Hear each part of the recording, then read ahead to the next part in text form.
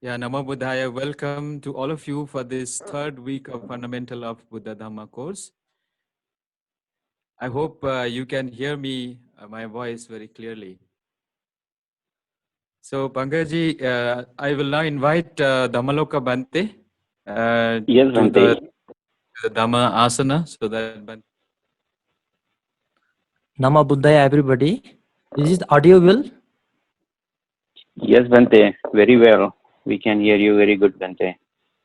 Very good. Homage to the Triple Gem, our Guruji, Acharya Buddharakita Bhanteji, and my father and mother, all venerable, those who are participating, and all Upasak and Upasika. So today I am very glad having this opportunity to share the Dhamma with you. So now we'll do a small chanting for well-being of everybody. So we'll recite the Buddha-Dhamma Sangha Bandhana and one sutta. Then you all they take 5 precepts. Then after that we'll start the session. And this Dhamma talk. So we'll start now. Namo tassa bhagavato arahato samma sambuddhassa. Namo tassa bhagavato arahato samma sambuddhassa. Namo tassa bhagavato arahato samma sambuddhassa. Iti piso bhagavan arahang samma sambuddho. Vijjacharana sampanno sugato lokavido anuttaro purisa dhamma sarati sattha deva manusanam buddho bhagavate namo tassa samma sambuddhassa Swakhato bhagavata dhammo sanditiko akhaliko heipasiko panayako paccatang veditambo vinyohiti namo tassa niyanikassa dhammassa supatipanno bhagavato savaka sangho Ujupatipanno bhagavato savaka sangho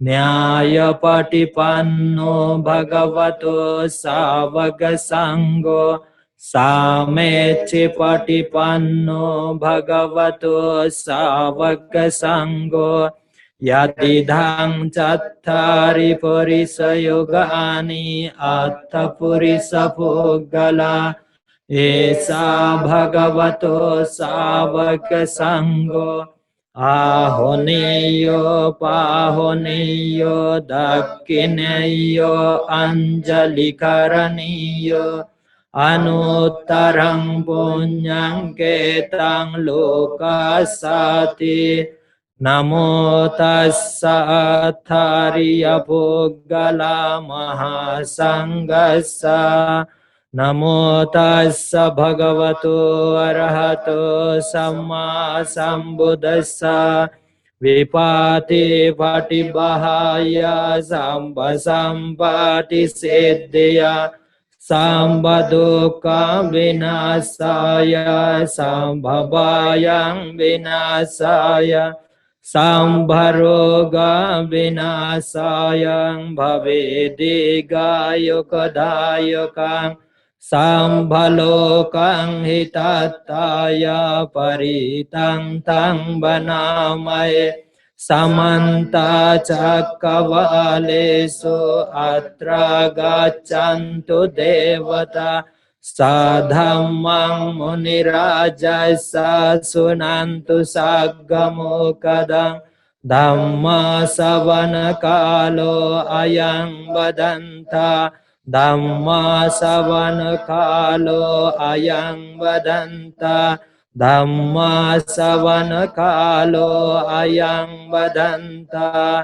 Namo tassa bhagavato arahato sambuddhassa. Karaniyamatta kusalena yantang santang padang avisamecha. Sakko ujo cha sujo cha subajo cha samoda anatimani. Santo sako cha subharo cha ambhakicho sa sallau kavoti. Santindriyo cha nipako cha ambagambo kulesu ananugedo. Nacha kudang samacare kinchi ena vinyo pare upavadiyo. Sukino vake mino hantu sabbe satta bhavantu sukitata. Ekenchi pana bhutati tasavata varavana vajesa.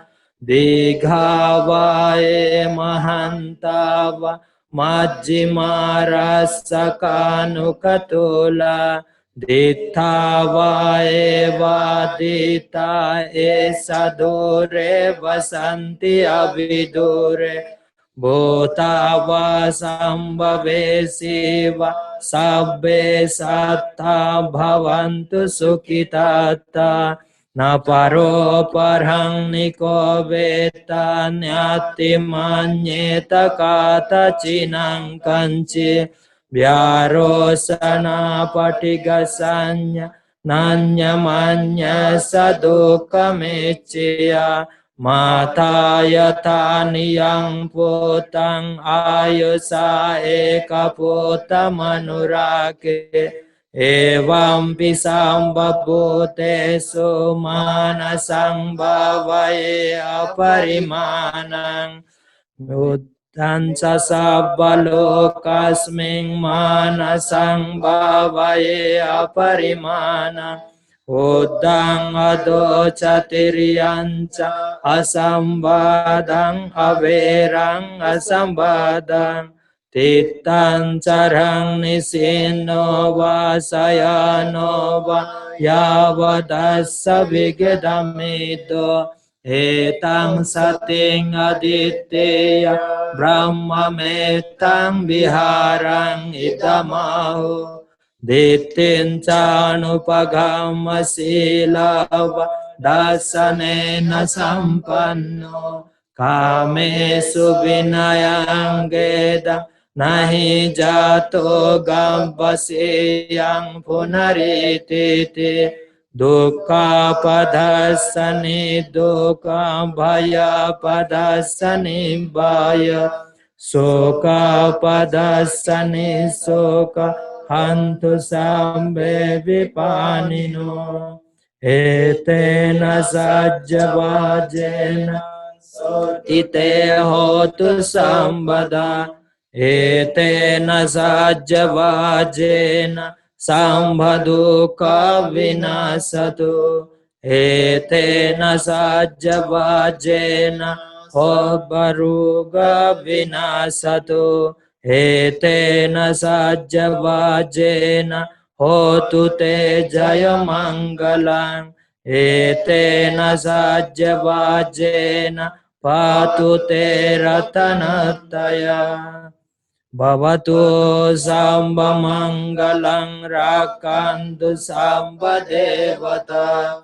Samba buddhanubhavena sada sote bhavantu te. Bhavatu samba mangalang rakantu samba devata. Samba dhammanubhavena sada sote bhavantu te. Bhavatu samba mangalang rakantu samba devata.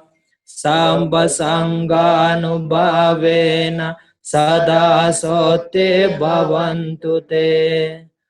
Avivadana silesa niccang buddha pachayino Chattaro dhamma vadanti ayuvanno sukhang balang Ayu arogya sampati sagga sampati mevacha Ato nibbana sampati imenate samijjatoti sadhu sadhu sadhu.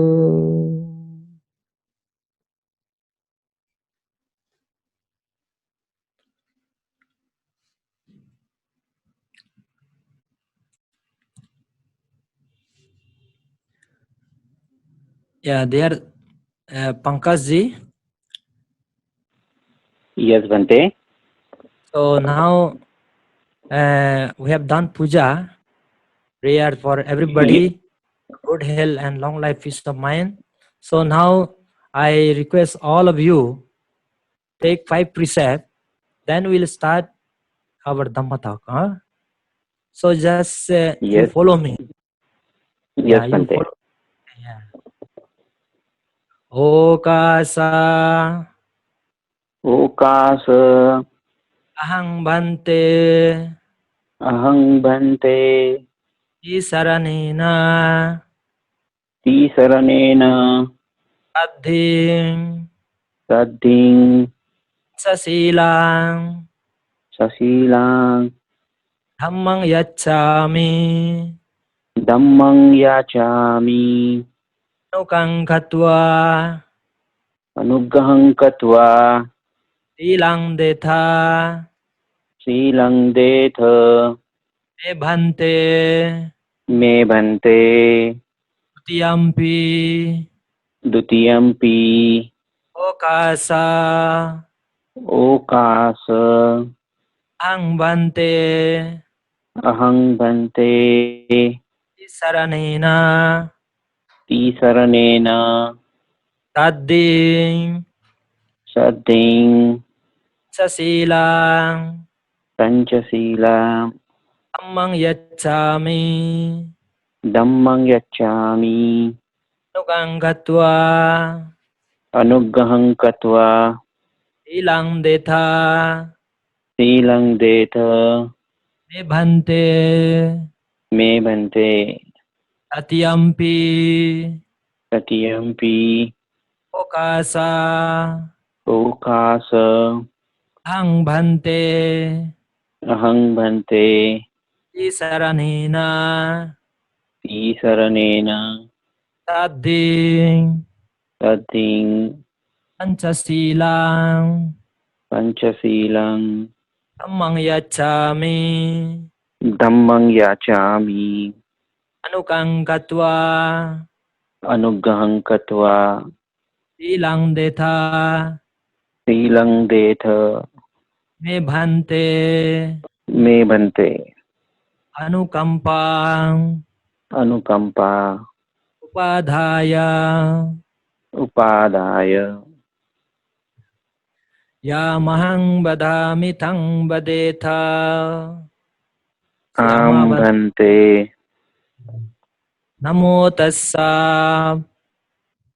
namo tassa bhavatu bhagavato ahatu arahato ma samma buddhassa sambuddhassa namo tassa namo tassa bhavatu bhagavato ahatu arahato ma samma buddhassa sambuddhassa namo tassa namo tassa bhavatu bhagavato ahatu arahato ma samma buddhassa sambuddhassa buddhang saranang gacchami buddhang saranang gacchami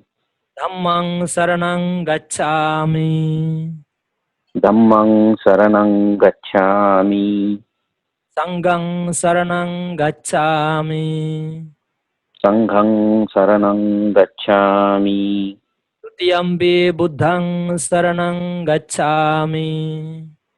Dutiyampi buddhang saranang gacchami. Tutiyampi dhammang saranang gacchami. Dutiyampi dhammang saranang gacchami. Tutiyampi sanghang saranang gacchami. Dutiyampi sanghang saranang gacchami. Tutiyampi buddhang saranang gacchami. Tatiyampi buddhang saranang gacchami. Tutiyampi dhammang saranang gacchami.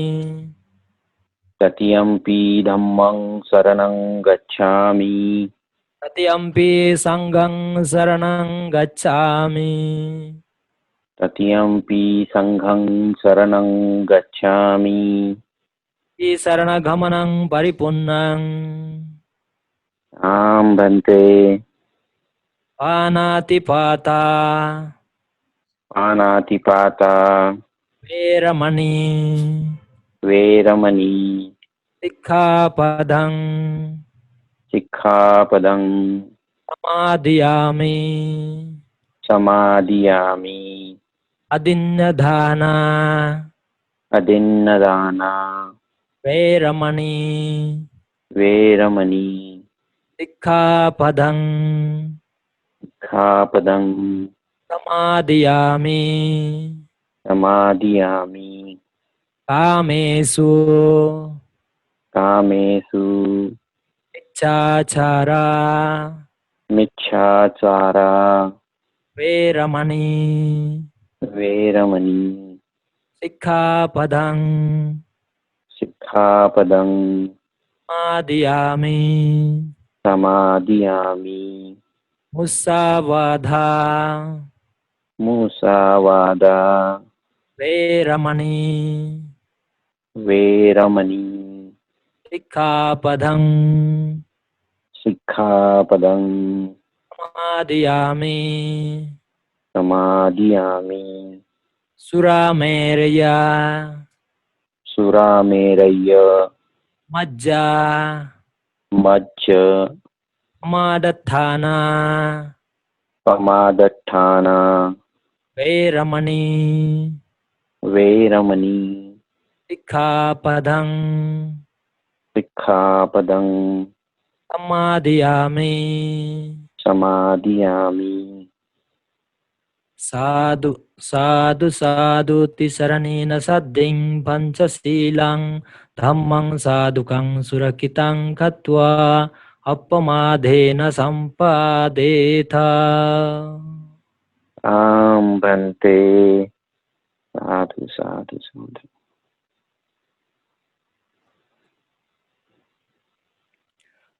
So very good. You have all undertook 5 precepts. That is very important. So those who joined late, I heartily welcome you all on this Dhamma program. Today I am going to speak about Buddhism and science.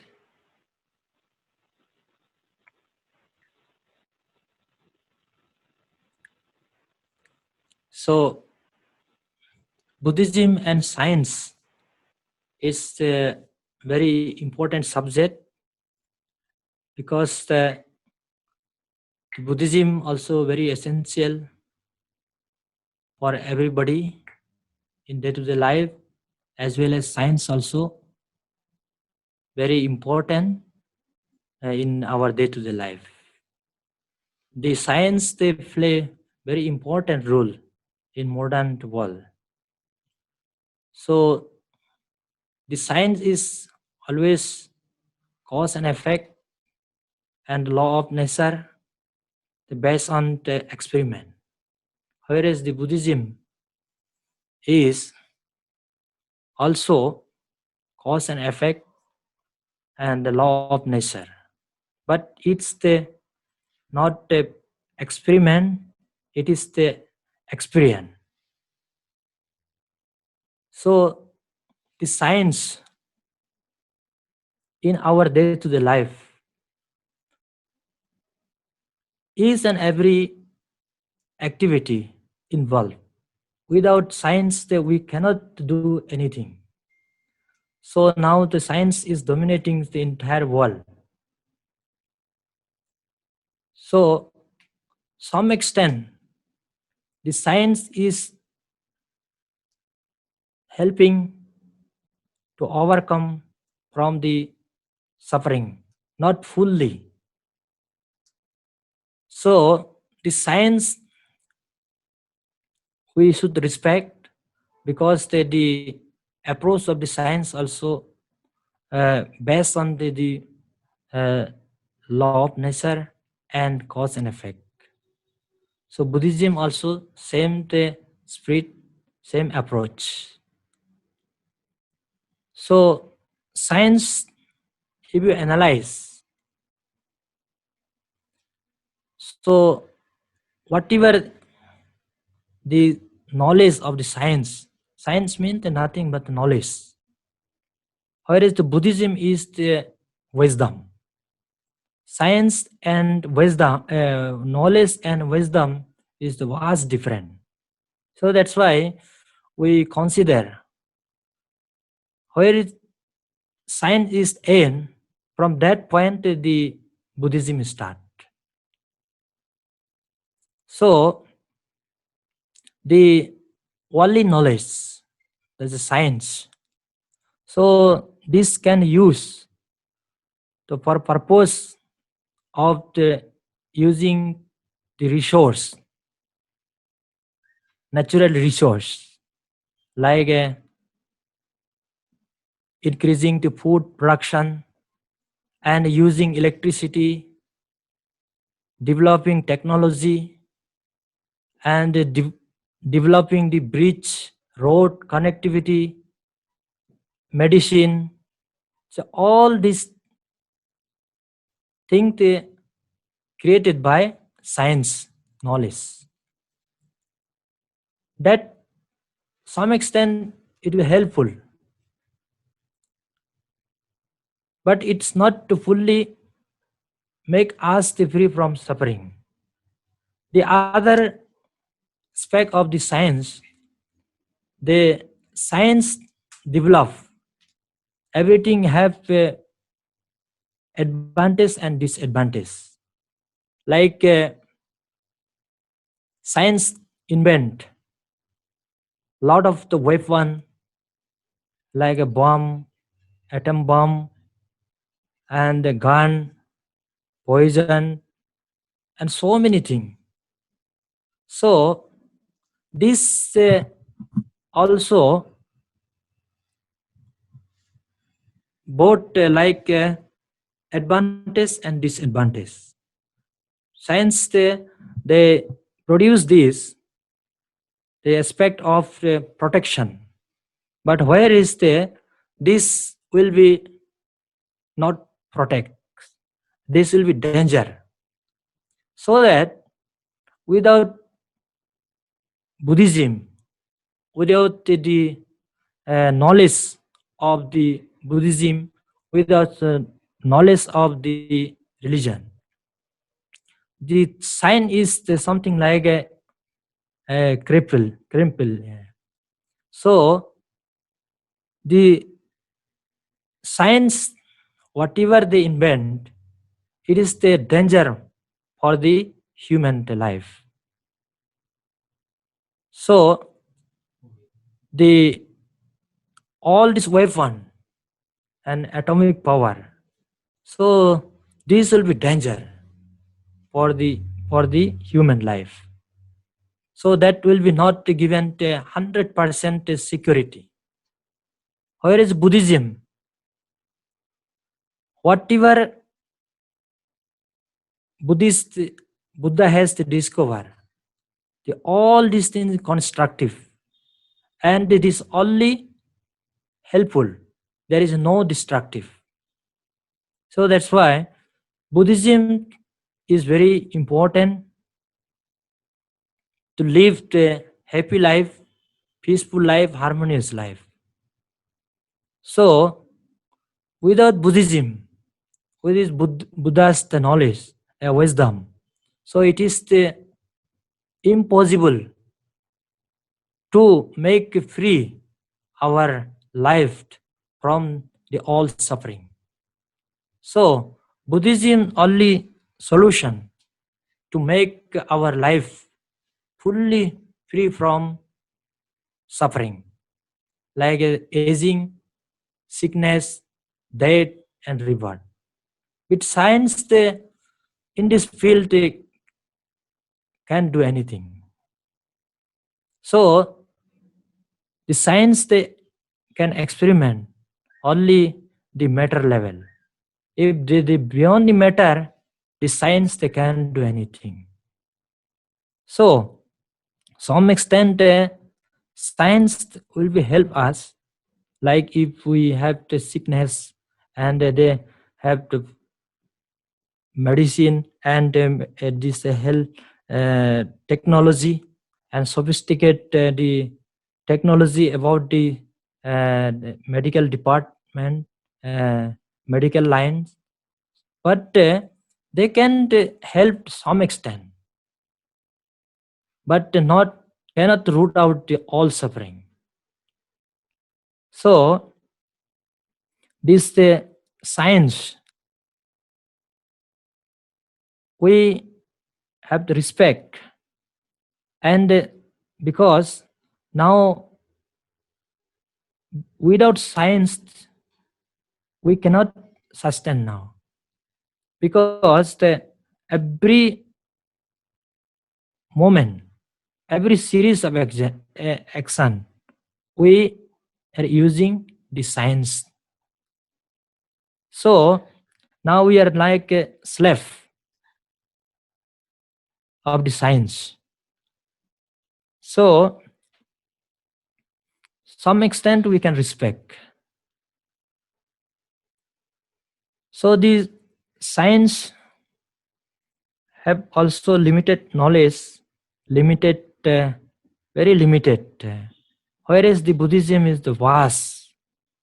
If you talk about the Buddhism is nothing philosophy like law of nature. It is included, but the Buddhism is the beyond that. It is nothing the entire your life, and tying with all your relative, neighbor, and nation. So uniting, this is the how to call united. So this is the Buddhism. So Buddhism can create harmonies among the society, among the people, among in the family, among the entire world. Whereas the science cannot create harmony, because whatever the science producing, based on the craving, and it is something like putting fuel, more burning, craving,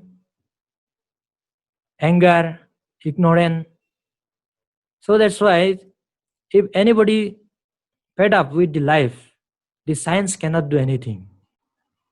Whereas the Buddhism can help to overcome from that anxiety and depression. So Buddhism they can't help. So Buddhism is very important in modern world, because without the wisdom, the entire world is always danger. So that's why it is the hiri ottapa. Hiri ottapa is something like a moral shame, moral fear. The Buddha has taught one has to be moral shame, moral fear. If a moral shame and moral fear is there, then there is the protection. Imagine if there is no moral shame nor no moral fear, then what would happen in the world? It will be no more the retardance, the animal world. Now because of this the moral shame, moral fear, now everybody have the humanity, everybody have the uh, discipline, everybody have the wealth behavior and the protection. So this is the Buddhism. Buddhism is the great protection. So in different way the Buddhism can protect. So the Buddhism is the very vast, like Paharada Sutta, Bhagavan Buddha given. In the sutta said like 8 qualities of the great ocean. So the first one is the slow, gradual slope, gradual decline. This is the first, this great unique quality of the ocean. So similarly, the Buddhism also, it is the slowly, gradually training, gradually learning, and it will be very deep, very profound of the Buddhism. So that the Buddha said to the for Upasak and Upasika, so as you are living the household life and you are earning your livelihood, so you are doing job and you are earning, so that you have to earn and you have to have the house, you have to have the car, you have to have the property, then you have the satisfaction. So Buddhism they always encourage to be multimillionaire and be rich, but same time the one has to understand what should understand, being you are earning and you should have knowledge. Oh, whatever I am earning, this earning is not for me, only not for me. It is for my family, my relative, my neighbor, for my nation. So if you have developed such attitude, then what will happen? Then you will be not much clinging. Then you will be sometimes say let go, and you are using this wisely, and you are not clinging, and this way you are helping to your relative, to your wife, to your son, daughter, and everybody. So then your mind will be not hesitate, and your mind will be fully free from attachment. So in this regard, your ego, your attachment will be reduced. Then same time you are creating something like a harmonious life, peaceful life, and satisfaction life. So that being a upasak, so you have to do that one. Otherwise, the many problem create because of this the egoism and lack of the knowledge.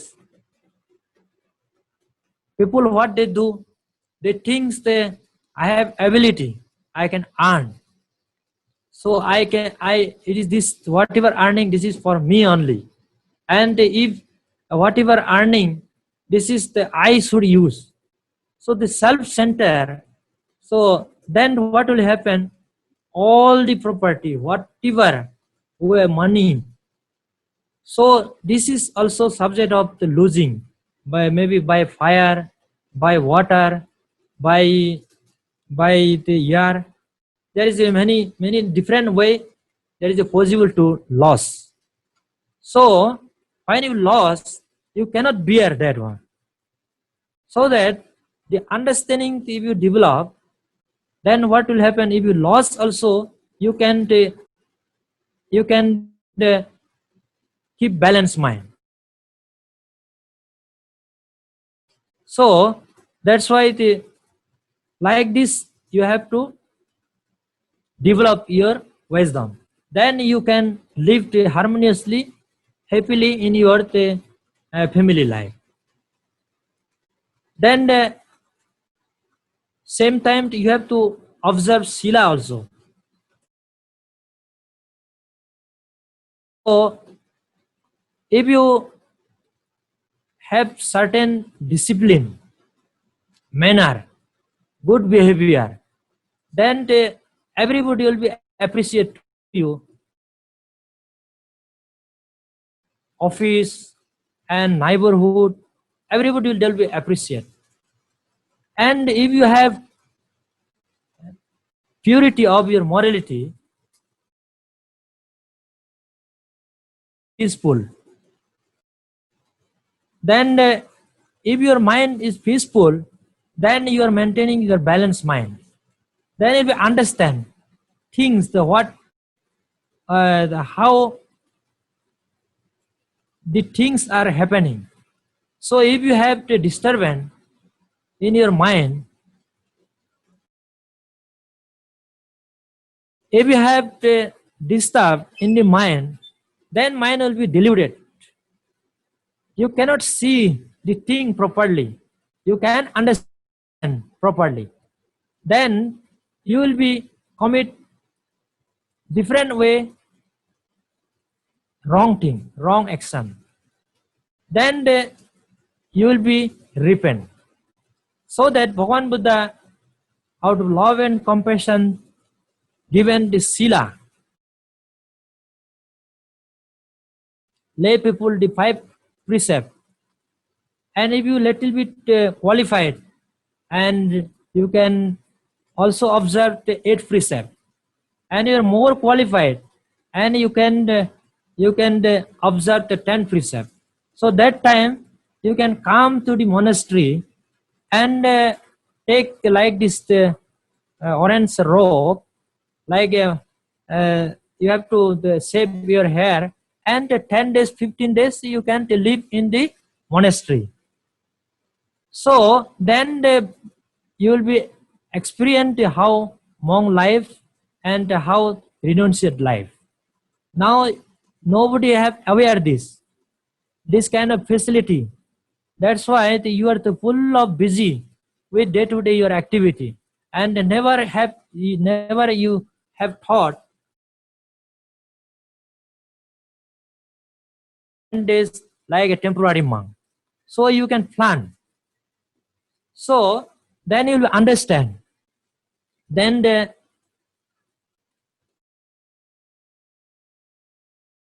one to live happily, peacefully, one has to observe the sila.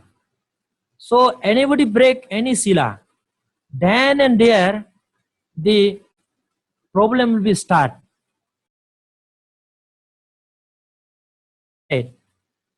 So the fear will be generate, doubt will be generate, and anxiety will be generate, and the confusion will be generate. So if you live with this, then where is the how can you expect to live a happy life, peaceful life? It is not possible at all. So by observing the sila, one has to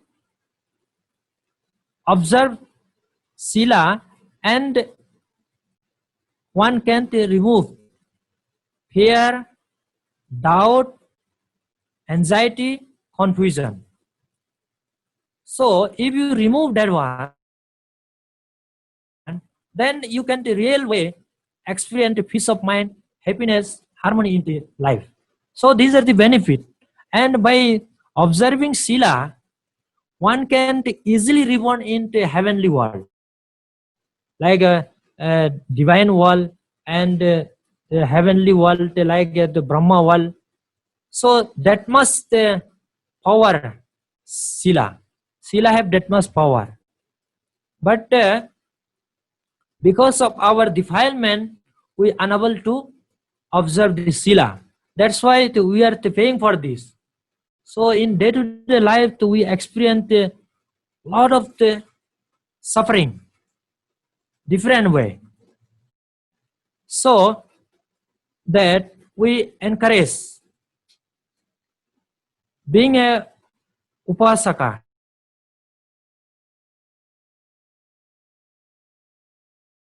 observe the sila. So if you observe, then and there you'll be experience satisfaction. So this is the Buddhism. And next, renunciation. Renunciation is something like a monk. You can see monk. They have to renunciate their mother, father, relative, property, everything. Even they given up all this fashionable dress. Now they have only one roof. And in day-to-day life, they are having the food. That food also somebody has offered. For what purpose the monk doing this? The purpose is to cutting ego, I-ness, my-ness, and making the humble. So by understanding this nikama, the renunciation, the monks will be lived a renunciate life, tyaga. So if a person not renounce, if a person not renounce some extent, and more the holding and more accumulating, then the more and more problem will be created. So if you are accumulating with understanding, then no problem. So this the renunciation can help you to progress spiritual life and progress toward the liberation. So now there are level of the renunciation. Now being a monk, we already lived the worldly life. Now we are striving how to develop the spiritual and how to achieve the goal, how to achieve the enlightenment. That is our motto. And after attaining the enlightenment, then one can be free from all suffering. So common people also have this wish to overcome from all suffering. But when there is a non-nikama and renunciation, it is not possible to overcome from that bandhana. So this is the Buddhism Buddha has taught. So if you renounce the worldly life, then you can join the monk life. After joining the monk life, and you have plenty of time to practice sila, bhavana, and developing the mind. So being a layman, so you have so many responsibility, family responsibility, society responsibility, so different kind of responsibility. So you can spare the much time so that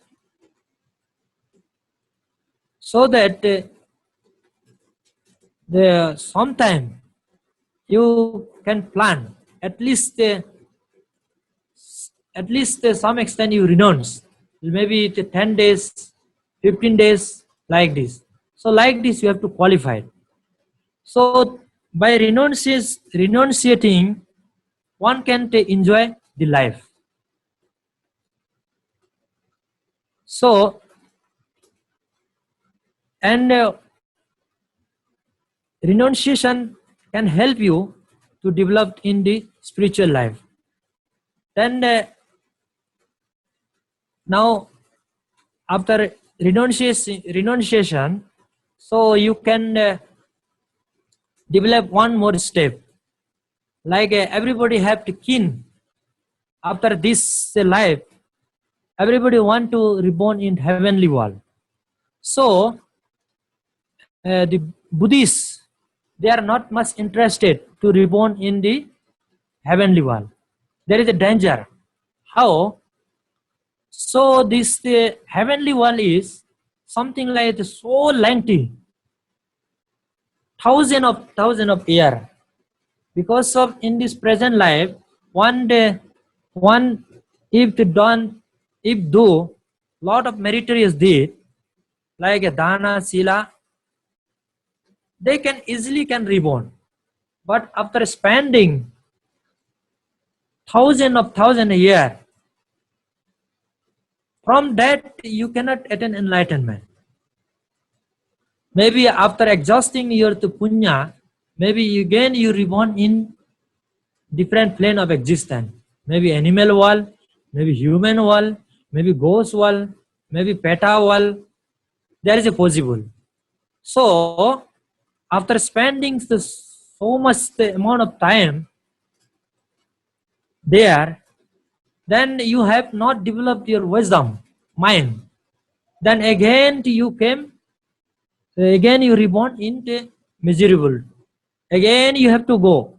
So this is a danger. So that's why to upasaka, those who have the clear understanding, they are not much interested about the deva world. Their the interest is how to attain enlightenment. Like a Satapanna, Sakadami, Anagami, Arhat. This the four states of the enlightened being. One of this, if anybody attain, then they are totally free from the suffering. Like you will be never reborn in the hell. You will never reborn in the animal world. Therefore, you just close the hell world. So now we don't know. In our day-to-day life, being a upasak and upasika, so we are involving different kusala and akusala activity. So if we do mix up, then like a example, at a piece of paper, if you throw this piece of paper from the top of the hill, what will happen? This piece of paper where going to land, nobody knows. Maybe it will be land on the water, maybe it will be land on the tree, maybe it will be land on the bushes, maybe it will be land on the somewhere it will land. There is no specific destiny. So by living this kind of life involving the kusala akusala, so this is the condition for future life. So if you develop lot of kusala and your aim is only attain enlightenment, maybe satapana, sakadami, anagami, arhat, then that will be for them the destiny is very clear. So that we have to develop. And now being a upasak, you are living in the human upasaka life. So then we are involved different way of the sense pleasure. That is called takama adinava. It is very danger. So through the six senses, we always enjoying seeing object, hearing object, smelling object, taste object, feeling object. So these are the door. We are always enjoying. So it is something like we are putting fuel, more craving, more hatred, more ignorant. So that if we want to develop the wisdom, then we have to pluck the six senses. How? With the mindfulness. Whatever you seeing, if you see with mindfulness, then there is no chance to generate craving or the aversion or ignorance. So if you hear anything, any object with mindfulness, then there is no chance to generate craving, ill will, and aversion. So like this, we have to protect ourselves. So mindfulness and wisdom is the only tool to protect. Otherwise, there is no end. The six senses is the main source of all problem. So you are going to satisfy your eyes, you are going to satisfy your ear, you are going to satisfy your tongue, you are going to satisfy your nose. So like this, there is no end. Even the whole life, if you try to satisfy the six senses, it is impossible. So that's why Buddhism said the life is the suffering, because their source is the unsatisfactoriness. So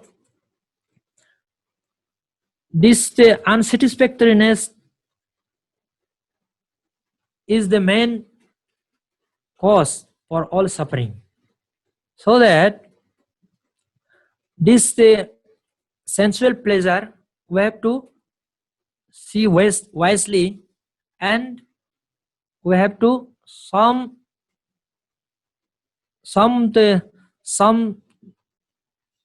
amount we have to minimize. Then you can develop some satisfaction. So if you develop the satisfaction, some amount, then you can live happy life, peaceful life. Otherwise, it is very difficult. Then the Four Noble Truth. Four Noble Truth. Four Noble Truth we can see in our day-to-day life. There is a suffering, the cause of suffering, the end of suffering, then the path leading end of the suffering. So in our body, in our life, we can see this the fourth suffering. So sickness happening in our day-to-day life. Sometime we are healthy, sometime we are unhealthy. Then if you are wise enough to, we can investigate what is the cause of the suffering. Then you can find this is the cause, and if you remove the cause, then this is the end of the suffering. The removing that cause, there is a method. So this is the Buddhism. This is the core teaching of the Buddha. So that this is the Buddhism, and in our life, so there are some very important matter in the life. So there are three category of this the matter in the life. The first one is the The first one is the important. The second one is the more important. The third one is the most important. So these are the tasks and business in our day-to-day life we are doing. So if you see the situation of the world, so some country they are giving the priority. Like some country are very busy unification of their country because they are scattered and divided. So this is their priority. And some country they engage to motivate modification of the social political system. And some country are giving more important to develop and strengthen the power, army power, so that in future if war happen, then they can win the war. That is their priority. And some country they are busy with their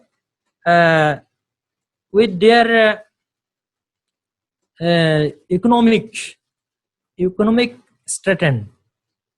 So they are giving this important. So in our society, in the family, we are giving to most important education, to health, and economic for the children. So these are the priority. And those who are the truth seeker, they are giving the more important to attend the family. So the Buddha said to the monk, see, if anybody shoot by spear and anybody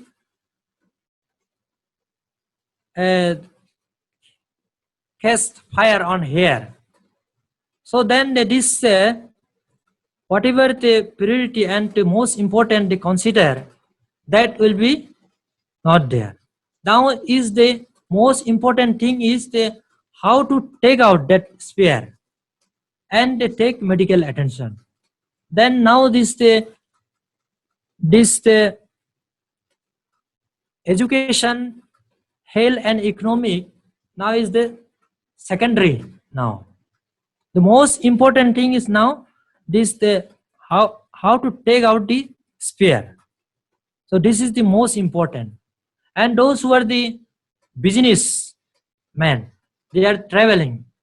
So the doing business and the traveling, that is the most important. If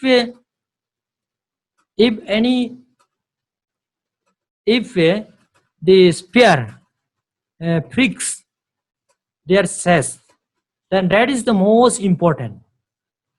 So similarly, like this, then those who are the truth seeker for the samsara, is the most important thing is the Sakaya Ditti. Sakaya Ditti means this is something like the personal belief, and it is the enormous of the views. So if you talk about the Sakaya Ditti, Sakaya means Sak means clear, Kaya means the khanda, the aggregate, Sakaya. So this is the clear the existence, clear the aggregate. So this is the Sakaya. So this Sakaya is the nothing, mind and matter. So we are saying I, my, you. So this is the Sakaya Ditti. So that man, woman, this is because of Sakaya, this is because of not clear. And Sakaya, clear aggregate. So if you have developed this, the Sakaya, clear the understanding, clear aggregate. The aggregate is something like a khanda. Rupa khanda, Vedana khanda, Sanya khanda, Sangara khanda, Vinjana khanda. This is our life. So, if you say the being or the man, woman, or you can say Nama Rupa. Which one is the Nama Rupa? Is it the eyes is Nama? Is it Rupa? No. Is it your the nose is the Rupa? Nama? No. So the entire body which you consider Nama Rupa. So you cannot find the man, woman. So that's why this the Sakaya Ditti, when you add Ditti, then it will be diluted. It will be not clear. So whatever we doing, we always saying the I doing, whatever doing the I only, I-ness, my-ness. Because of that, in the samsara, we all are suffering in the samsara. So this when you have to clear this Sakaya Ditti, then you understand what is Rupa, what is the Nama. Then our life is the combination of the two, that is called the life, Nama and Rupa. So this is the Nama Rupa, and other everything you saying the self, I, my, all these things is the something like a conception. And Buddhist point of view, if you say I, my, so there is no I, my. Because the Nama is different, Rupa is different. So if you find out I-ness, my-ness, there is no I-ness, my-ness. So during the meditation time, when you go for meditation, that time if you do meditation, that time you can see inside of your mind and body. For example, sometime maybe you do walking meditation. If you do walking meditation, so that time when you are walking, this walking your left lifting your feet, just knowing you are lifting, that is the Rupa. When noting down, this is the Nama. So this is Nama and Rupa. So like this, then you have to clearly understand. Then after understanding this, then you can totally remove this I-ness, my-ness, this Ditti, this Sakaya Ditti. Then you can develop your mindfulness. Then when you develop the mindfulness, then totally aware, whatever I am doing, I am walking, I am noting, I am just moving, I am placing this feet. So that will be understand. Oh, this is the I not doing. Who doing? This is doing only Nama Rupa. So then it clearly, slowly it will be clear. Then you will be not do I-ness, my-ness. Then you are totally free from I-ness, my-ness. Then when you are free from I-ness, my-ness, then you are just making free from the bandhana. So because of the Sakaya Ditti, only we are bound to suffer in this world. So that's why Sakaya Ditti we have to remove by understanding. So then there is a Deva came to the Buddha to rectify, and he was assuming, so I am now the free Brahma. So from this all this suffering, he was assuming. So that's why he was saying to the Buddha, so all the sentient beings, they should give up this kama raga, sensual pleasure, kama raga and vyapada, and ill will. So by doing that one, all this lower feather, they will be abandoned, they will be give up. So then they will be become like me. Then Bhagavan Buddha said to that Brahma, so the Brahma itself is a Putujjana. He may be Brahma, but he is not free from the aging, sickness and death. And still he is the Putujjana. He is the subject of sickness and death. But he was assuming as he is the liberated being.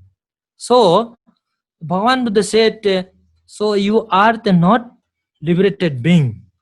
Now the liberated, to make liberated, one has to eliminate the another is the 5 higher the Sangyojana. Then one will be free. Then this Brahma, he understood this in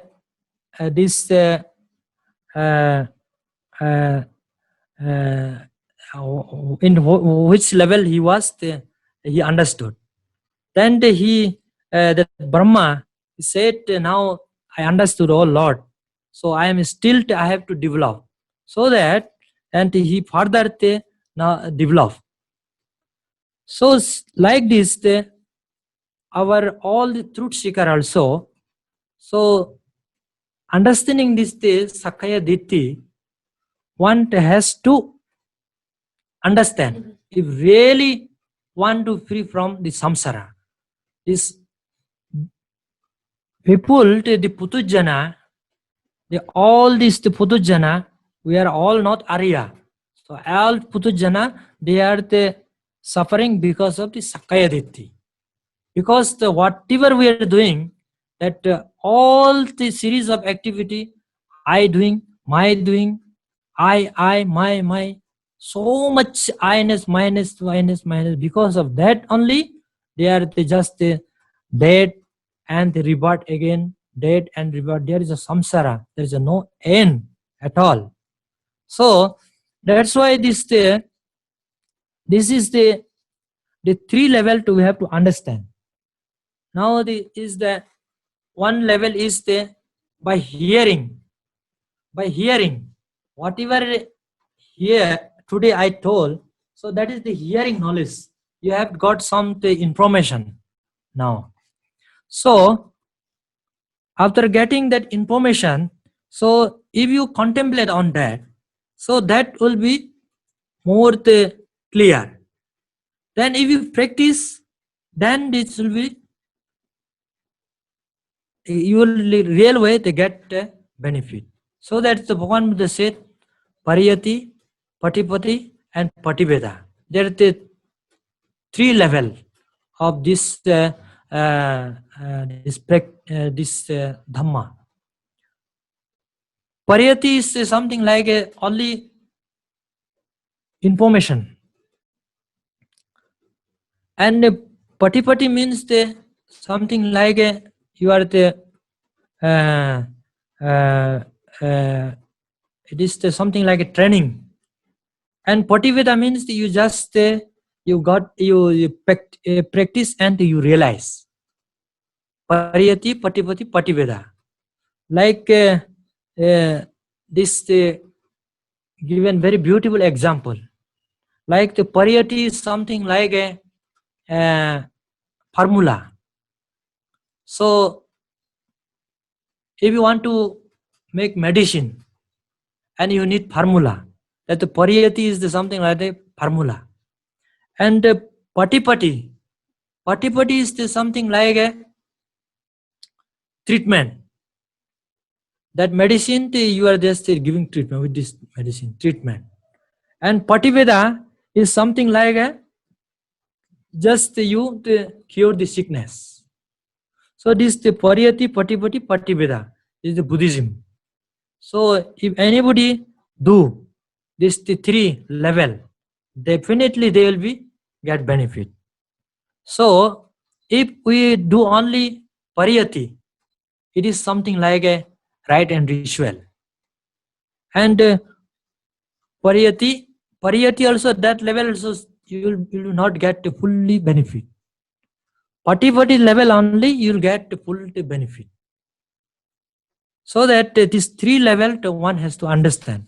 And you are hearing so much book information, but this does not help. So real way you to practice, then the real way you will get benefit. So Buddhism is the practice and realize.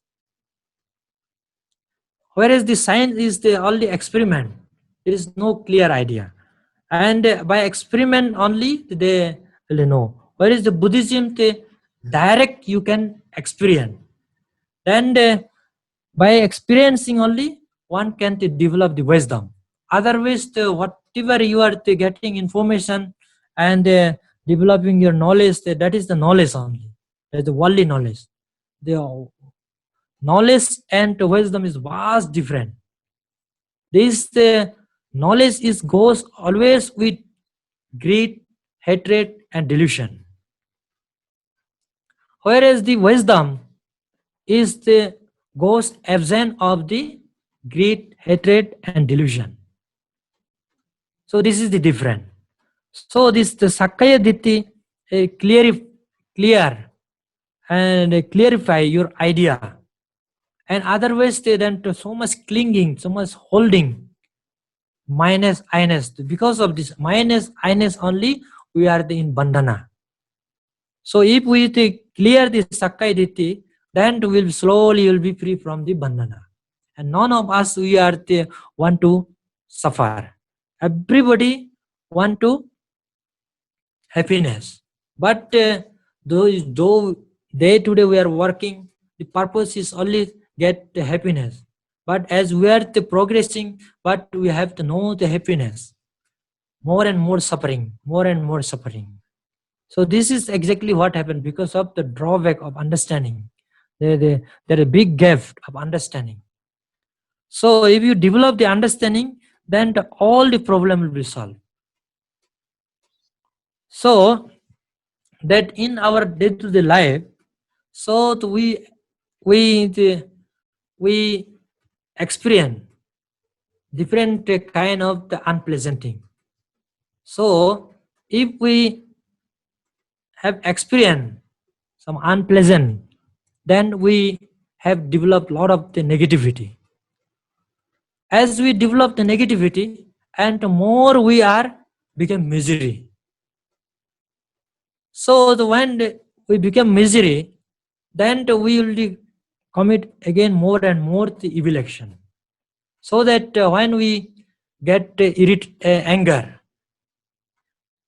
so that anger we cannot keep ourselves. We just express. By expressing we harm outside.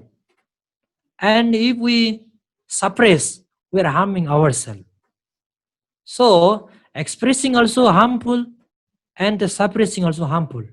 So that the Lord Buddha, omniscient one, he just explore within his body how to minimize, how to deal with this anger. So Bhagavan Buddha said, just by mindfulness only one can minimize and can't deal proper way with the anger. If we have no mindfulness, then it is very difficult. So that we need some extent meditation. If we do meditation, then the mindfulness automatically will be developed. Then panya will be developed.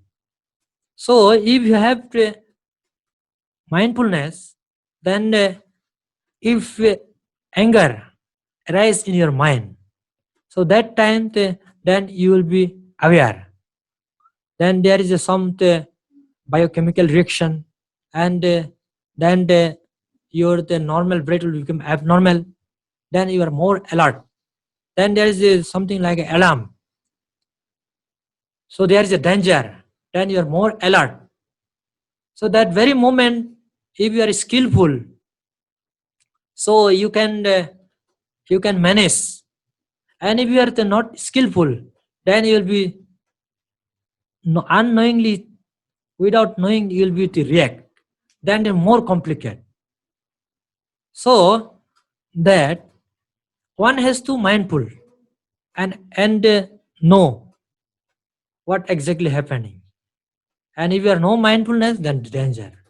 So that with mindfulness, when anger arises, we should not suppress, we should not express.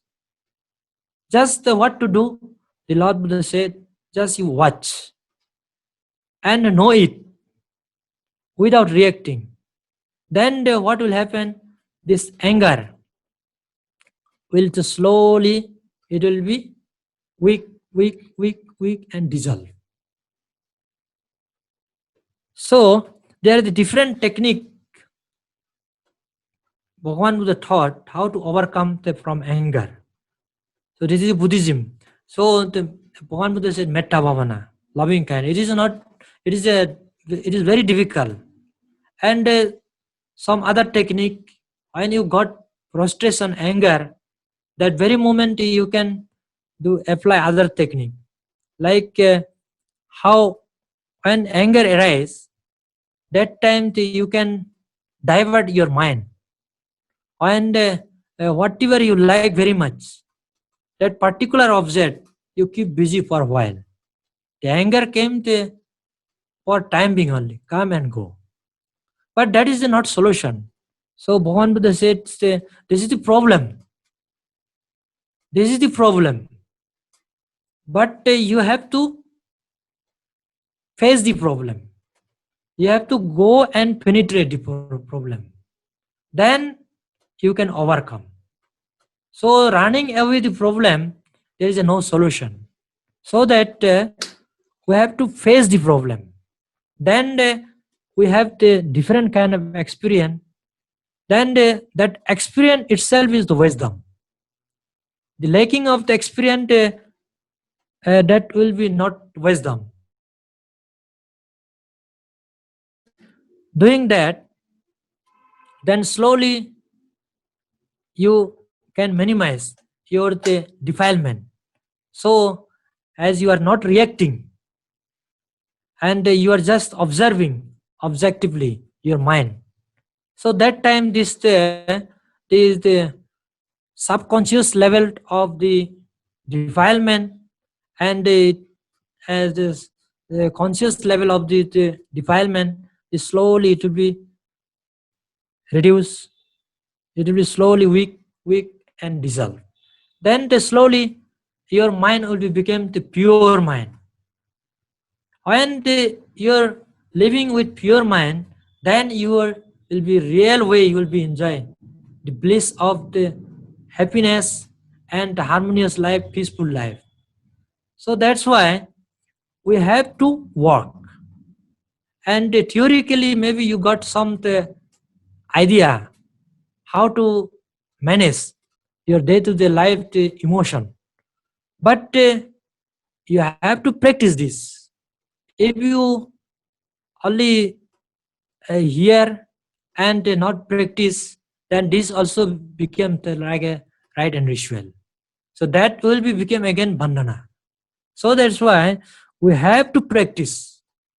We have to develop that kind of the capacity, that kind of the skill. If you don't develop, then again you will be suffer. So that there is another this simile.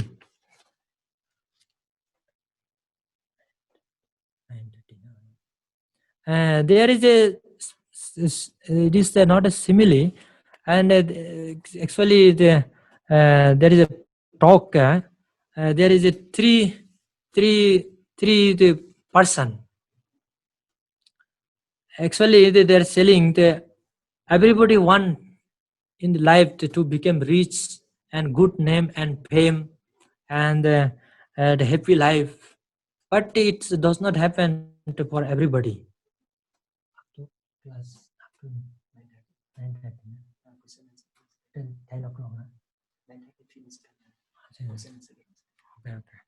So there is the three person. One the person is the blind, totally blind. The second person is the one good eyes, and another one is the blind, and third one is the both eyes good. These are the three person in the world. So Bhagavan Buddha said, see this both eyes blind person, how they are living the life. So they may be reborn in the human world, but they born to a very miserable world and a miserable family, and they are poor, very poor, and they have no house, no clothes, no medicine, nothing, and they are suffering anything, something like anything, and they though they are suffering in this life, and they don't have the awareness, and in this life we are suffering, and they don't have idea what is good, what is the bad, what is the wrong, what is right, what is wrong. So that's why they are indulging in the present life. Though they are suffering, they are enjoying. Enjoying means by doing the evil action, by the killing, by stealing, by the misconduct, by telling lie, by intoxicate drink. Anyhow, they born in this world, miserable world. Though they born miserable world, and again committing evil action. So that's why those people, after dissolution of this, after the end of this life, they will be reborn in the hell. So there is one example. There is one very rich family. That family have only one son. Then they that son brought up with a very luxurious life, and the parent they thought we have so much wealth, so much property, and he no need any education. So that's why they not given any education. That child he grown up, and after that when the parent became old, then the parent they both die, and after dying the parent, all this property came to him. Then the poor man, he don't have education, and he cannot manage, and because of the lack of education, this property, the parent heritage, he cannot manage, and he cannot develop, and he cannot increase the property. And we don't know how to do business and how to manage the property, how to take care, he don't know because of lack of education. Then that son, then finally he lost all the property. after that he also became very poor. So that this is the like the both eyes blind. Then next one is the one eye is blind and one eye is the good.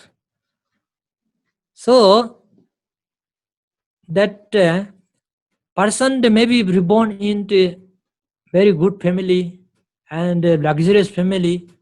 They have the good house, good shelter, good food, money, property, everything.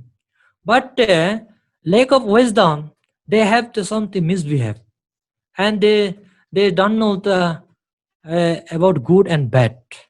They have to no idea. The giving dana, generosity, observing sila, developing bhavana, they don't have idea. So that's why, though they have reborn in this good family, but for future they not do anything. So after that they will be reborn in the awful world. Like if they reborn in the human world also, and they will be reborn poor, and they will be their life will be misery. Then the next one is the both eyes, the good eyes. So the both eyes good. That means a person born in the human world and very luxurious and happy, comfortable all the comfortable life he have. But same time he have the knowledge what is good, what is the bad. So a thing, oh, now I have so much property and I am the luxurious, I am living the luxurious life. But this all the property maybe I made the loss by the there's a start like by fire, by the water, by air. So maybe loss. So that he was thinking before that, now I have property, I have to do some the meritorious deed. So that's why he will be engaged himself into giving arm food and giving dana and observing sila and developing bhavana. So this is the both eyes the good person. So he have to for very far sights, and he see in future life, and the present life also he enjoy, and future life also enjoy. So like this. So in the Savatthi there is a one rich man, Mahadana, and he noticed that there is the festival supposed to happen in Savatthi. That's why he has the arranged the 500 blue card of this merchandise like a silk cloth.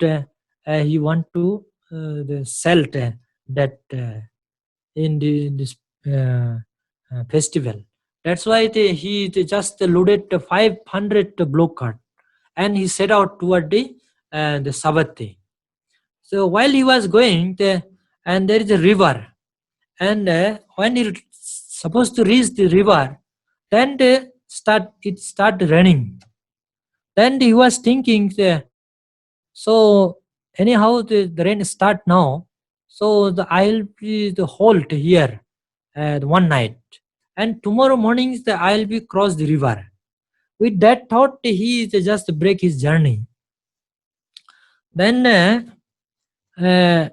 and he whole night there, and the rain was not stopping the whole night, and like this the 7 days continue. This raining. It was raining. Yeah. Then now this festival over now. So his the goods he unable to sell there, and he was thinking, anyhow this the festival over now. All the good merchandise I unable to sell. So he was planning I have to remain here with the 500 blue card. The 3 season, winter season, summer season and rainy season. He was planning the make good profit from this goods. With that thoughts, he was there.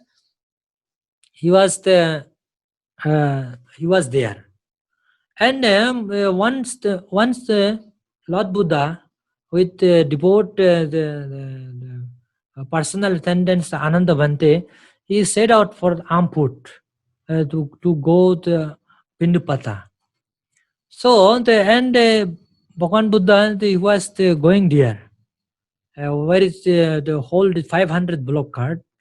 So then Bhagavan Buddha said, Bhagavan Buddha have seen. The Bhagavan Buddha have this sixth extraordinary wisdom. He can see the particular person, the particular life, in future what will happen, and past what will happen, or what he was. Then after seeing, then the Bhagavan Buddha knew this the Mahadhana, the rich man. His the life is another only the 7 days. But he was planning to remain that spot 3 seasons: rainy season, winter season, and summer season.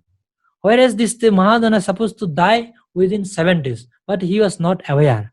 Then the Bhagavan Buddha little smile, and Ananda Bhante noticed Bhagavan Buddha smiling.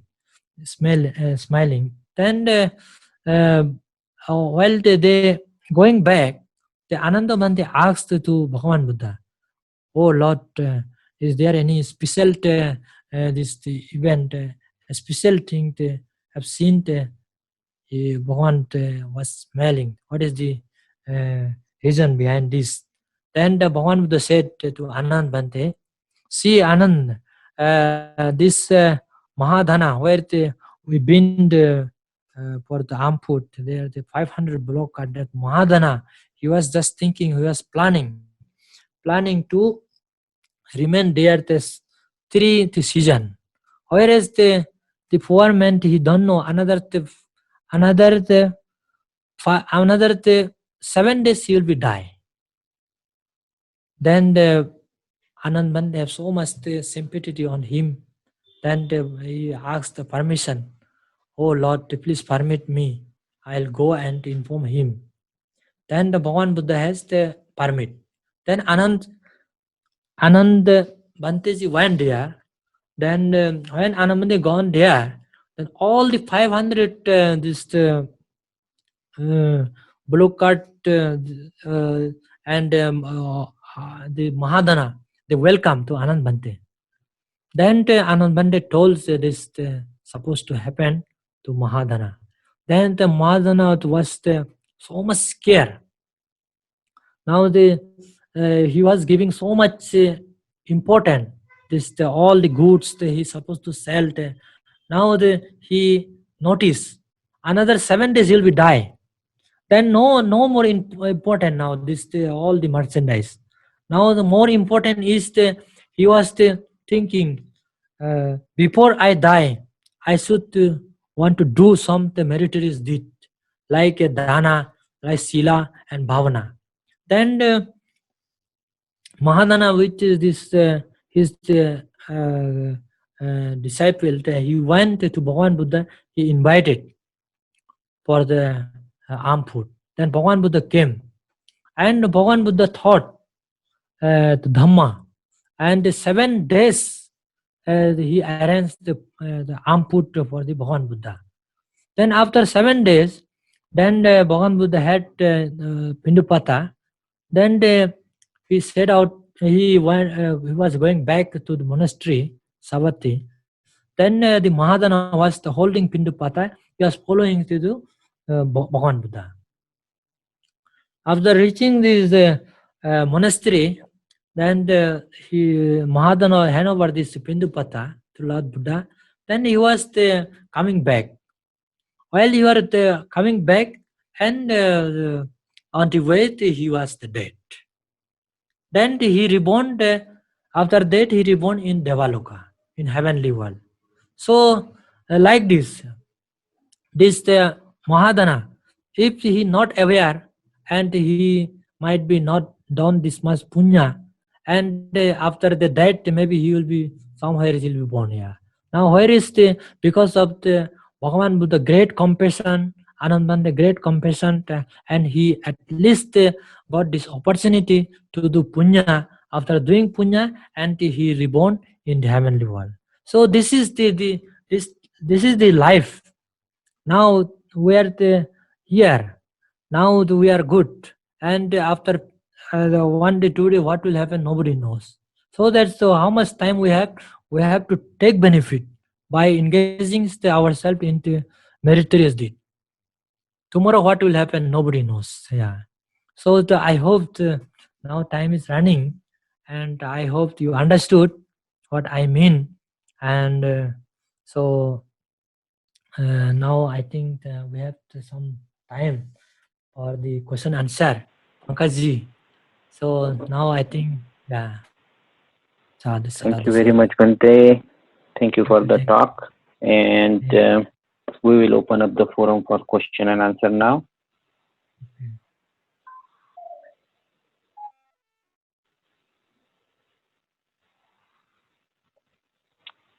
Okay, Bante, your first question is, can you explain little more detail about Pariyatti, Patipatti, and Pativedan?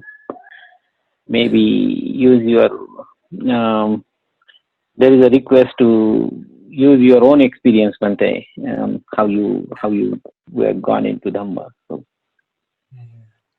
So Buddhism is the complete with Pariyatti and Patipatti and Pativeda. See, Pariyatti is something like a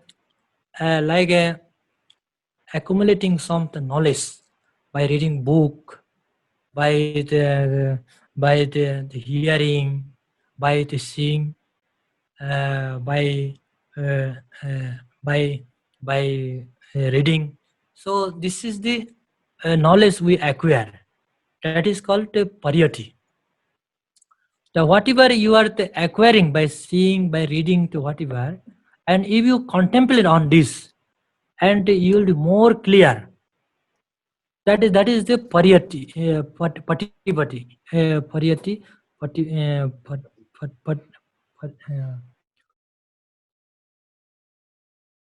patipatti, yeah. Pariyatti, Patipatti and patipatti, Pativedan, yeah. yeah. Then patipatti, yeah. And pativeda is the after the contemplation and to make clear. Then if you practice, then you will be get benefit. That is the practical is the pativeda. So this is the briefly about this pariyatti, patipatti, pativeda. Yeah. Okay, Bante, thank you very much, Bante. Your question is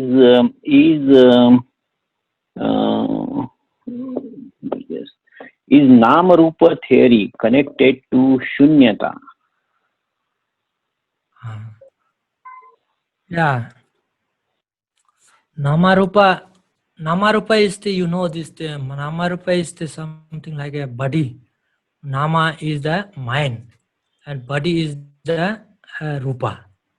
The sanyata is the, it is the something like a sanyata is the, it is the something like a we understand a Buddhist point of view. Sanyata means people something they take very negatively. Sanyata. And in Buddhism, there is a sanyata.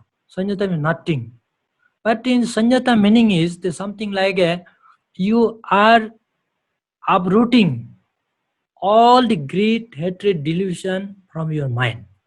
So as you are removing all greed, hatred, and delusion, and one day it will become there is no greed, hatred, and delusion. So that time the no negativity, that is considered sanyata.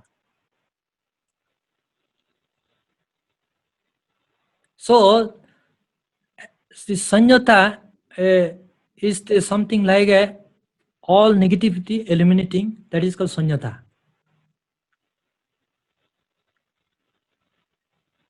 Okay, Bante.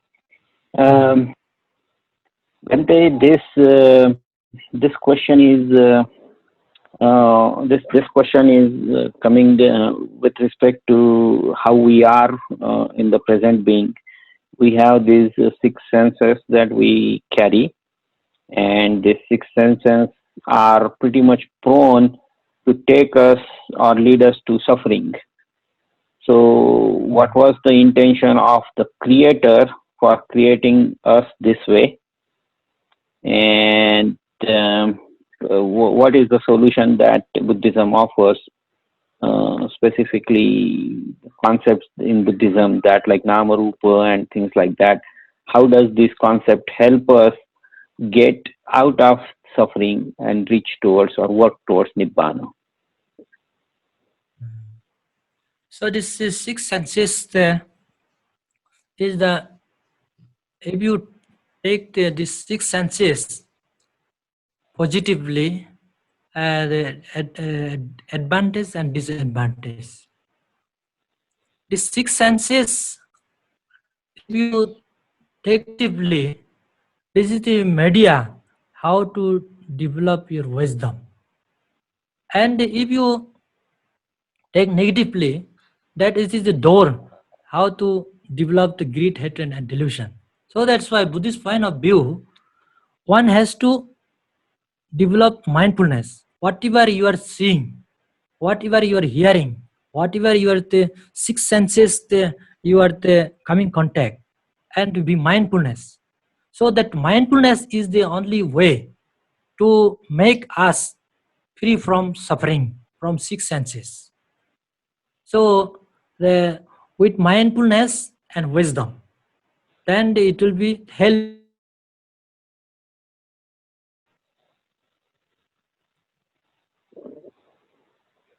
Okay, thank you, Bhante.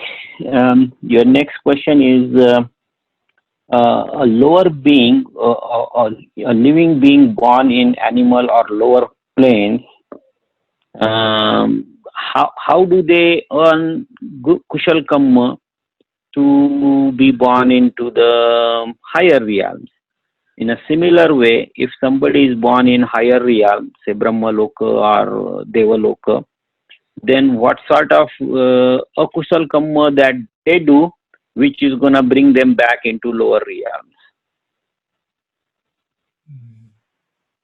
So this, as I told in this Dhamma, sometimes they reborn, the Deva also reborn in the hell world.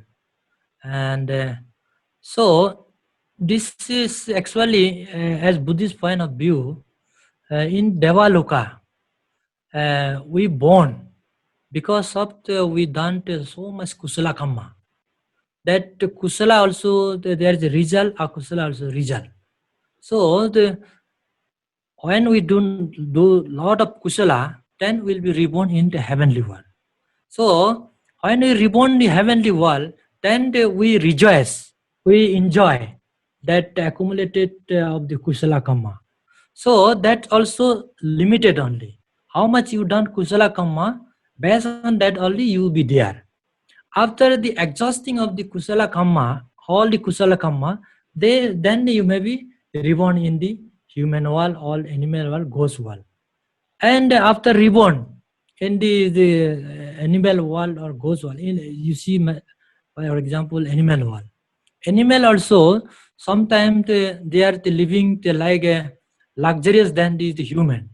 So if they reborn in the animal world, if they have sometimes the advantage to do some meritorious deed, like some of dogs, you can say, and a cat, they are associating with the human being. Then by living with the human being, the listening, living with them, they are qualifying their mind as a human mind. So and after this life, if they die, after dying with this qualified mind, they may be reborn in the human world. Then after they reborn in the human world, then they have a lot of opportunity. Again, they will be developed like this.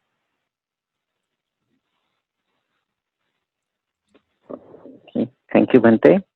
Bhante, your next question is how contemplating on the Nama, Rupa, and all the concepts that are in there in Buddhism, and you are practicing Vipassana, help us dissolve the I-ness or my-ness that people practice most of the time. So this is the, like Bhagavan Buddha given very clearly the Satipatthana Sutta. Kayanupasana, Vedananupasana, Chittanupasana, Dhammanupasana. Dhammanupasana is something like a mind. And the Kayanupasana, there is the called Asubha Bhavana, just contemplate about these, all 32 part of the body. So if you contemplate about 32 part of the body, that is the Kayanupasana. So when you contemplate, when you practice on the Kayanupasana, then slowly you will be understand nature of the body and nature of the part of the body, and it is nothing good, just all asubha and repulsive. Then slowly your clinging attachment reduce.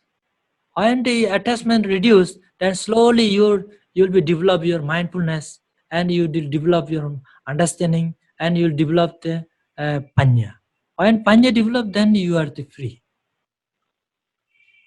And the Dhammanupasana. Dhammanupasana is something like you are about the Nama. So the whatever you're thinking, whatever you are the imagination, whatever thought arising, you are, if you fully aware on that, and you are not reacting, and you are to fully only objectively you are observing, so then you will be understand nature of the mind.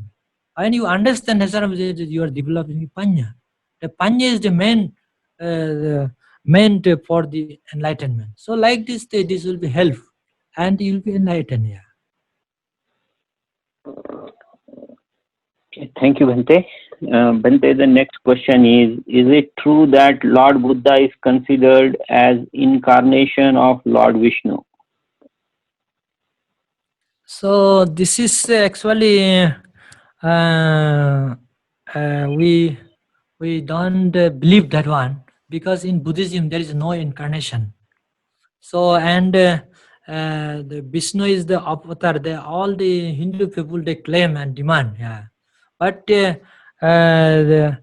can understand. So the the Buddhism is now all over the world. Now the where is those religious community they claim the Bhagavan Buddha is the Vishnu avatar. Now you see the one tree. The tree, that the trunk is the big, or the branches are big. Trunk is always big. So similar way, how can we can consider the Bhagavan Buddha is the Vishnu avatar? The Bhagavan Buddha is the enlightenment. Sambuddha. Enlightenment means there is no the rebirth. So there is no question of the reincarnation here.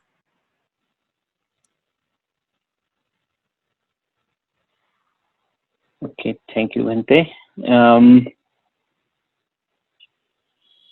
Bhante, the people wanted to, can you please comment on Anicca, Dukkha, Anatta with special emphasis on Anatta? Yeah, anicca, dukkha, anatta. Yeah, anicca, dukkha, anatta. We cannot see outside. We can see inside only by practically, So the like you born, and after birth, just you see, the always moment to moment changing. So the when you born, since that time, they now after completing maybe 50 or 60 years, how much changes took place, you see. That is the anicca. And anicca, dukkha. Dukkha is you don't want to become the old. You always want to remain the young. It's not happening, because always changing. So this is the anicca, dukkha. So because whatever you want, it is not happening. That's why you are dukkha. Then anatta, there is no position on our body. This is the happening itself, and there is no position. So if any sickness happen, you are telling this is my body, this is my hand. Hey, they don't be sick and always remain healthy. It does not listen. So that's why the anatta. It is not belong to me. This is to belong to nature only, the one and own happening. So this is the anicca, dukkha, anatta. We can see in our life, and all this the living being, even non-living being also, and is the subject of this anicca, dukkha, anatta. Is happening the moment to moment here. Okay, thank you, Bhante. Bhante, your next question is related to heaven and hell. Can you please explain these concepts with respect to Buddhism? Some people understand that heaven, hell, these things are not there in Buddhism.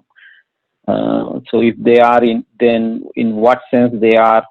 Can you please comment on it? Yeah.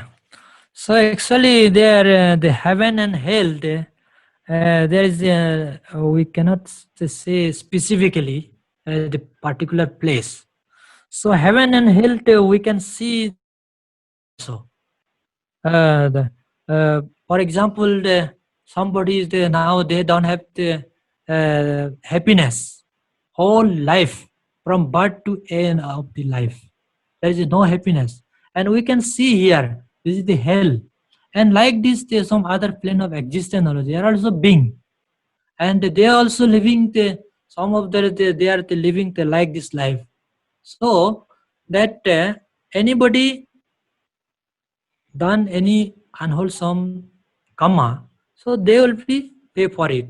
Like they will be suffering from sickness and different kind of the problem. So they will be. This is something like a hell and heaven. And though some the people they are living the very good life, and they can consider this is like heaven, this one. And they like this some other plane of existence also, they are also being, they also living some very good life. So this is the like the heaven. So people are misleading sometimes oh, the hell is under the water, under the earth, after die you will be go there. So this, if you analyze, it is not such thing. Yeah. Hell and heaven, you can see and experience in this world. Okay, thank you, Bhante. Bhante, your next question is, does life come from matter or consciousness?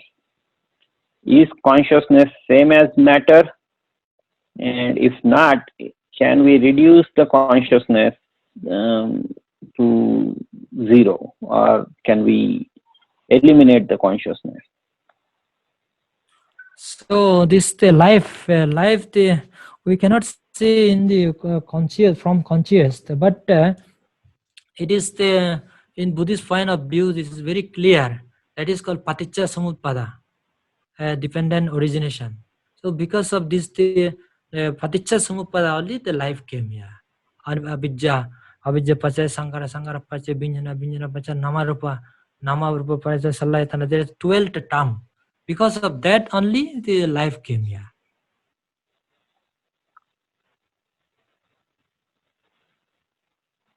Okay, Bhante.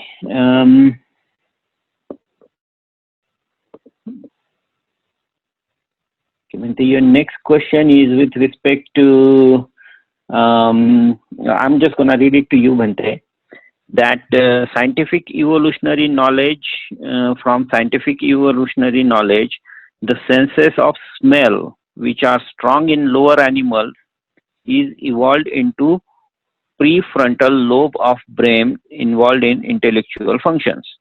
Controlling senses is controlling the intellectual functions. What is Buddhism thoughts on evolution of senses in human being? Evolution of the senses, huh?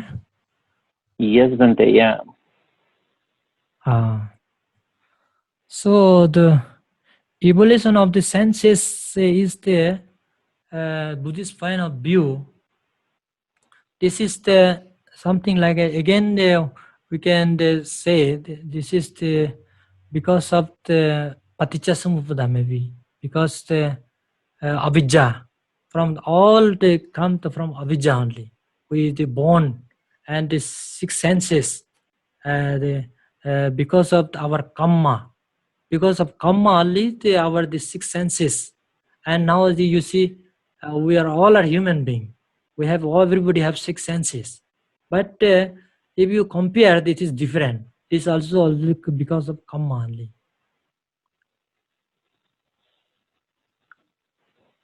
Bhante, your question is many times women in the family remain silent. They don't want to, even if there is a disagreement between husband or in-laws, women in the family, they don't get angry and they choose to suppress their anger. Today you mentioned that suppression and expression of anger is not good. If she is not able to do vipassana, how can she live peacefully with anger in this life? So vipassana is not only solution. Of course, and if she read some book, Buddhist book, and some if she listen some Dhamma talk, and she will be develop some understanding here. And by if she understand, and slowly she can little practice, and if she practice, she'll be realize. Then she'll be slowly overcome, and not no need go for the 1 month vipassana, 10 days vipassana. It is not like this. Even in the house also, different way she can develop some awareness. Okay, thank you, Bhante.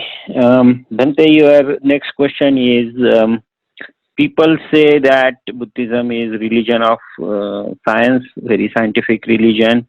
If the parameter to know the Dhamma is through science, or is science the measure of Dhamma? How do you see Dhamma and science? Actually, this the science and Dhamma. We consider, as I told, this is also the both approach is something like a cause and effect and the law of nature. So that approach is all the same here, the science and the Dhamma. But some extent the science is the more the how to call it lower than the Dhamma. The science nothing to do with Dhamma. Dhamma is totally different. Dhamma can make enlightenment, but the science cannot do that one. So science, the basically is the only putting the fuel and developing a lot of the great hatred and delusion. And where is the Dhamma is the reducing all great hatred and delusion. That's why by the reducing the greed, hatred, and delusion, one can attain enlightenment. But where is the science? It will only increasing the greed, hatred, and delusion. So these are the things. Okay, Bhante. Bhante, today we saw again a lot of questions with respect to rebirth, Deva, what are Brahma, those sort of questions were also there. So I do wanted to encourage people that these questions were taken up in the earlier sessions, and please go and watch the videos and see if your questions are answered there. But I would request again one more time here for Bhante, for everybody's sake who joined today here. Bhante, can you please explain the rebirth process in Buddhism scientifically? How does that happen? Yeah. So the rebirth is something like just like the mind related things, like the bhavanga chalana and the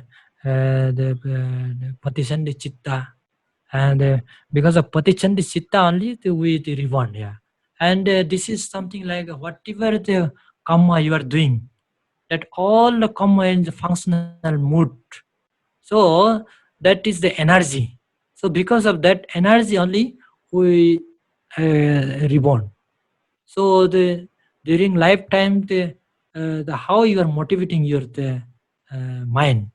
So if you motivating it with greed and motivating it with hatred, motivating it with ignorance. So based on that only we will be reborn. So if you like, if you uh, motivated your mind with greed, so then that particular man or woman, they will be reborn like the ghost wall and the beta wall. And if a person developed a lot of angry, his mind is motivated with the angry mind, angry. So it will be reborn in the like demon world. And if a person motivated his mind with how to call this ignorant, and he or she will be reborn in the animal world. You can also analyze the animal, what they are doing: eating, sleeping, and entertainment. That's all. That is the illusion. The how to call ignorant.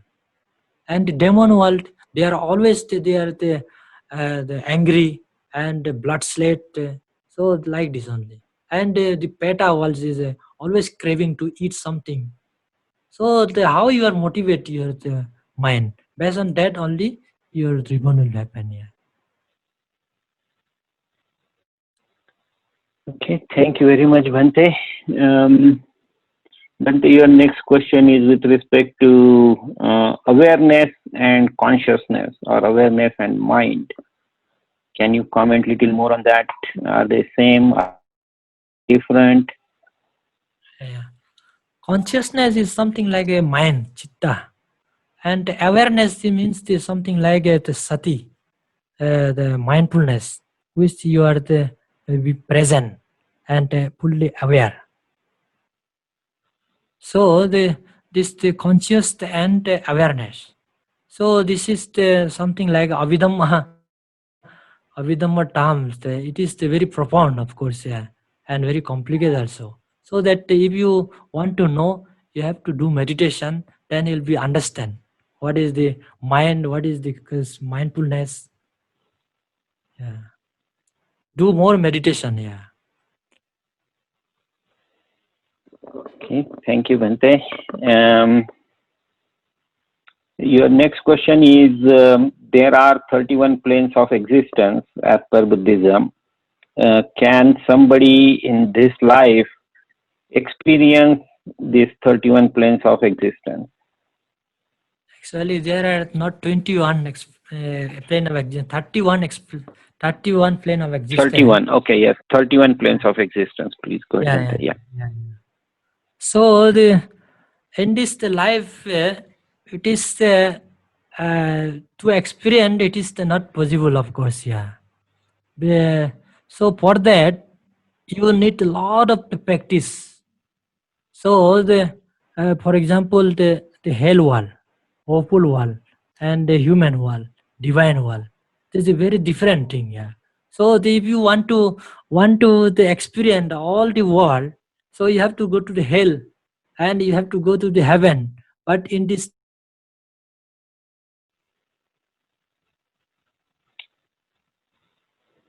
Okay, thank you, Bhante. Bhante, can you please comment on where and how the cycle of birth and death originate? What was the beginning of everything? so the based on the paticca samuppada, dependent origination. The birth also originated based on the paticca samuppada and that also to happen based on the Patichasamuppadaya. You go through this the Patichasamuppadaya, then you'll be understand here. Okay, Bante. Can you please comment little more on Sakkaya Ditthi? Yeah, Sakkaya Ditthi is something like a wrong view. Ditthi is the wrong view. And the Sakkaya, as I told, the Sak means clear.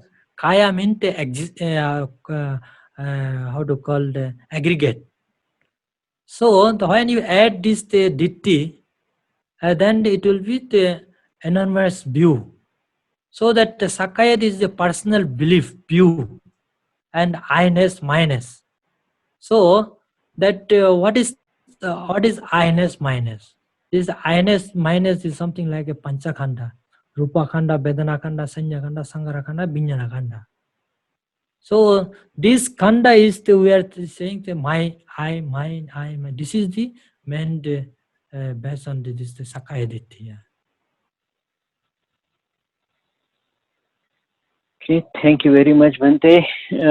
Bante, I think those are most the question I see with respect to the session today. One more is coming up. That is the difference between mind, consciousness, and brain.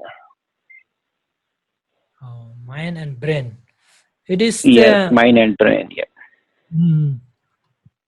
Mind and brain. Mind and brain is the, of course, the mind. We say chitta. Chitta means mind, and brain is something like the awareness, consciousness, you can say. And the brain, if we ask where is your mind, then we can say that everywhere in our body, mind is. Wherever you feel, there is the mind. So the mind have something like a place. Mind have some place to sit, like a heart. Heart is the place where mind can sit, like you are sitting on the chair. So if you go anywhere, you have to sit. The need place. So mind have also place. This is the Hadaya Bhattu we can. So this the brain is something like the sensory, how to call it, sensation, and it is something like how to call the uh, carrying of the awareness, the something like a consciousness, you can say. Yeah.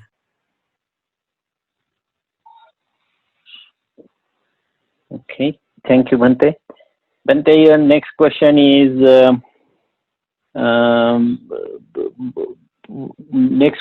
with respect to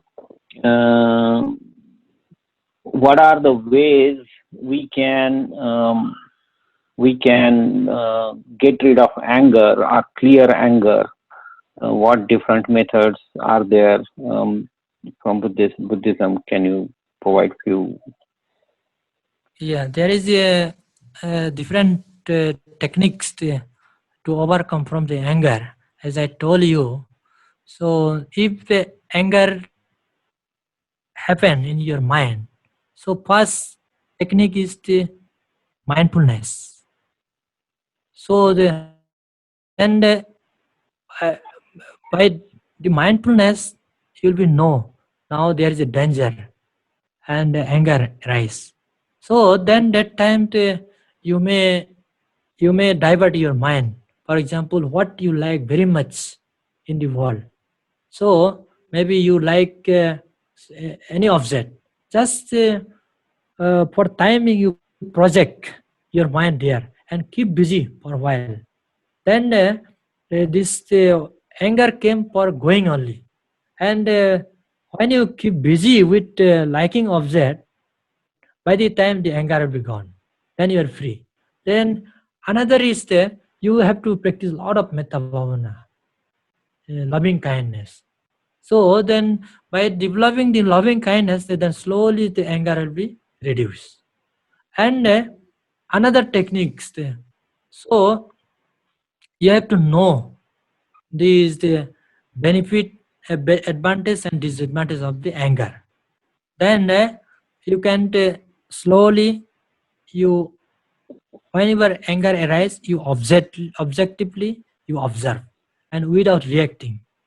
As you observing without uh, uh, reacting, just objectively, and slowly this anger will be become to weak and dissolve. And you will further the some technique, if you are aware and apply, definitely will be help, because everybody putujana, anger is always calm and we suffer. So it will be helpful to you to apply this technique. Yeah. Okay, Bhante, your next question is, what is Puthujana? Yeah, Putujana means those who are not attain enlightenment, like common people. They are the Putujana, and they are the living with all these sensual pleasure and all six senses they are enjoying. Yeah, so they are the Putujana. They are the mind is not attain enlightenment. Though those people are considered Putujana. Yeah.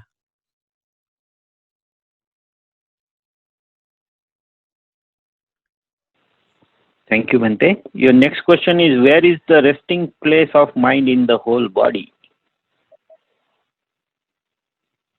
Actually, according to the Buddhism, we consider the mind is always this rest in the heart. That is called Hadaya Bhattu.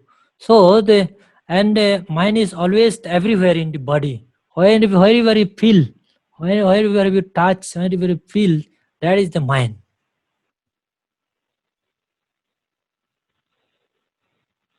Okay, thank you, Bhante. And Bhante, the next question is, can women become arhant? Can women achieve nibbana? Can women become sammak sambuddha? Yeah, this according to Bhagwan Buddhism, the Samma Sambuddha may be not possible, because for common people also it is Samma Sambuddha, it is possible, but it is a very long process. Whereas this enlightenment, Satapuna, Sagadami, Anagami, and Arhat, it is possible for everybody. Okay, Bhante. The next question is, are there any restrictions, or does woman have any restrictions in Buddhism? In the sense of restriction, uh, there is no restriction in the Buddhism. Like some the religious community, they have to not allow in the temple to visit temple and do puja. In Buddhism, it's not like this. It is the often for everybody. Yeah. There is no restriction. Yeah. Okay, thank you very much, Bhante. Those were all the questions I could see online. So I really appreciate the time, Bhante. And again, before we go on,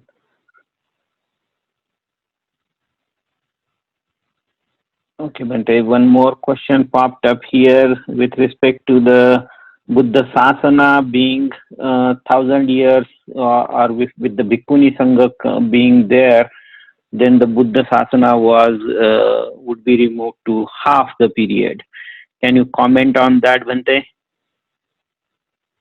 Yeah, according to Buddhism, the Buddha Sasana will be lifespan is only 5,000 year, and already the 2,600 over, remaining the 2,400 remain. So this is the Buddha Sasana, but our this the non lineage we already break. We don't have now this non-lineage, whereas the bhikkhu lineage is still there. From the Buddha's time, it's unbreakable. So it's still continue. Yeah.